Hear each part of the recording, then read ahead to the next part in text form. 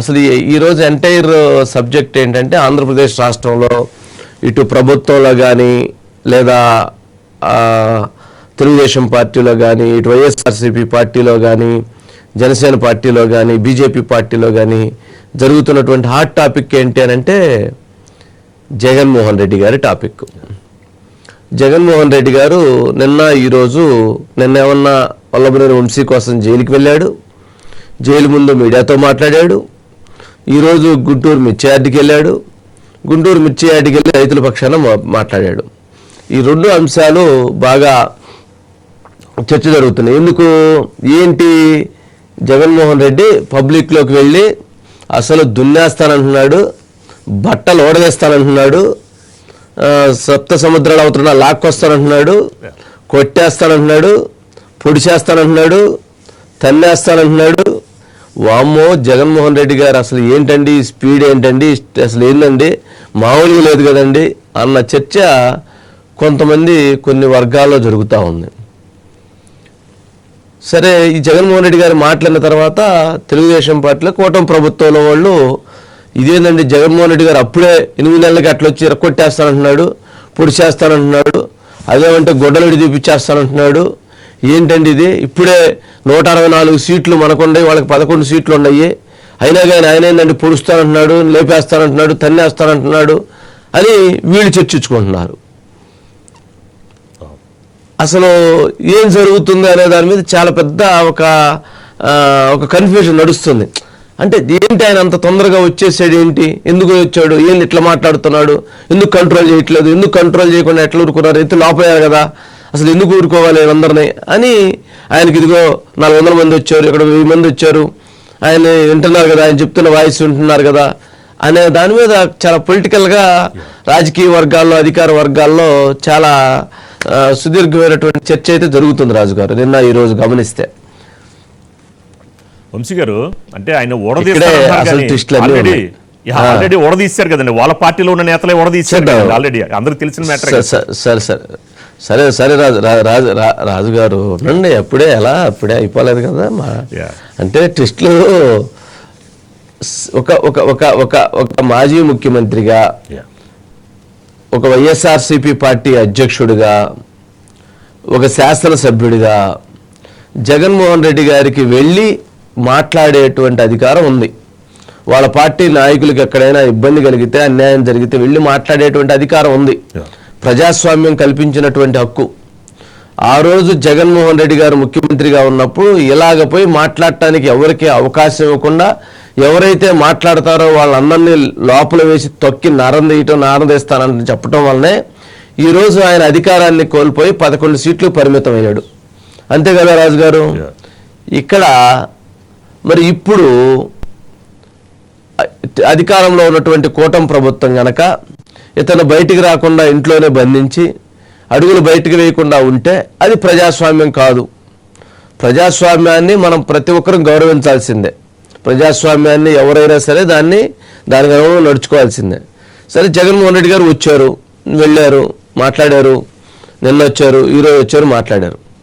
కానీ జగన్మోహన్ రెడ్డి గారు ఎక్కడికి వెళుతున్నారు, ఎందుకు వెళుతున్నారు, దేనికోసం వెళుతున్నారు, ఎవరి కోసం వెళుతున్నారు, ఎందుకు వెళ్లాల్సి వస్తుంది అనేది మాత్రం జగన్మోహన్ రెడ్డి గారికి ఆయన ఆలోచించుకోవాలి. ఆయన ఎందుకు ఆలోచించుకోవాలనంటే వల్లభనేని వంశీ గురించి ఆయన వెళ్ళాడు. వెళ్ళినప్పుడు వల్లభనేని వంశీ అనేటువంటి వ్యక్తి మీద వైఎస్ఆర్సీపీ పార్టీలోనే విపరీతమైనటువంటి ఆగ్రహం ఉంది. ఎందుకు అతను మాట్లాడినటువంటి వ్యాఖ్యలు అనేది. ఇక పబ్లిక్లో అయితే అతని మీద తీవ్రమైనటువంటి వ్యతిరేకత ఉంది. ఇక కూటమి ప్రభుత్వం అయితే అతని శత్రువులాగా చూస్తుంది. మరి ఇంత వ్యతిరేకత ఉన్నటువంటి వ్యక్తి దగ్గరికి సరే వాళ్ళ పార్టీ నాయకుడిగా భావించి ఆయన వెళ్ళాడు. వెళ్ళినప్పుడు ఆయన కేసు గురించి మాట్లాడి వస్తే బాగుండేది. వల్లభనేని వంశీని అరెస్టు, కేసు అన్యాయం అని చెప్తే తప్పులేదు. సరే, ఆయనకున్న వాళ్ళ పార్టీ నాయకుడు కాబట్టి ఆయన చెప్పడం తప్పులేదు. ఒక తప్పు చేసినటువంటి ఆరోపణలు ఎదుర్కొంటున్నటువంటి వ్యక్తిని జైల్లో పెడితే ఎవరైతే ఇలా జైల్లో పెట్టారో వాళ్ళందరి బట్టలు ఓడదీస్తాను, వాళ్ళందరిని సప్త సముద్రాల అవతల లాక్కొచ్చి ఇడిచేస్తాను అని చెప్పి ఏదైతే మాట్లాడాడో అది జగన్మోహన్ రెడ్డి గారు తనంతట తానుగా తన ఊబిలో వేసుకుంటున్నాడు. తనంతట తానుగా తను ప్రజలకు శత్రు అవుతున్నాడు. తనంతట తానుగా తన అధికారులకు శత్రు అవుతున్నాడు. తనంతట తానుగా తన నైజాన్ని బయటికి ప్రదర్శిస్తున్నాడు. ఏంటి తన నైజం? ఒక కిడ్నాప్ ఆరోపణలు ఉన్నటువంటి వ్యక్తి అరెస్ట్ చేసి డిమాండ్ చేస్తే అతని దగ్గరికి వెళ్ళి అతను కిడ్నాప్ చేయలేదు, లేదా ఆ కేసులో మాట్లాడటం తప్పులేదు, లేదా వంశీని సమర్థించుకోవడం తప్పులేదు. కానీ ఈ తప్పు చేసిన ఆరోపణలు ఉన్న వ్యక్తిని అరెస్ట్ చేసినటువంటి అధికారుల మీద, అంటే ఆ పోలీసు వ్యవస్థ మీద, పోలీసు వ్యవస్థ మొత్తాన్ని పోలీసుల్ని గుడ్డలోడు తీసి నుంచోబెడతాను అని అంటే ఆయన ఏం చేశాడు? ఆ పోలీసు వ్యవస్థని అందరినీ కూడా శత్రువుని చేసుకుంటున్నాడు. పోలీసులను బెదిరిస్తున్నాడు. ప్రజాస్వామ్యాన్ని అగౌరవపరుస్తున్నాడు. ప్రజాస్వామ్యంలో తనంతట తానుగా ఓహో భవిష్యత్తులో జగన్మోహన్ రెడ్డి గారు వస్తే పోలీసులు అందరూ గుడ్డలోడు తీస్తాడంట, పోలీసు వాళ్ళందరూ బెదిరిస్తున్నాడు. తప్పు చేసిన వంశీ విషయంలో సరే వాళ్ళకి పాజిటివ్ ఉండొచ్చు, కానీ బయట పబ్లిక్లో ఆయన భువనేశ్వర్ గారి మీద మాట్లాడిన విషయాలు కావచ్చు, లేకపోతే మన జరిగిన ఇన్సిడెంట్లో కావచ్చు, లేకపోతే ఇతర విషయాల్లో కావచ్చు, అతని మీద నెగిటివ్ ఉంది.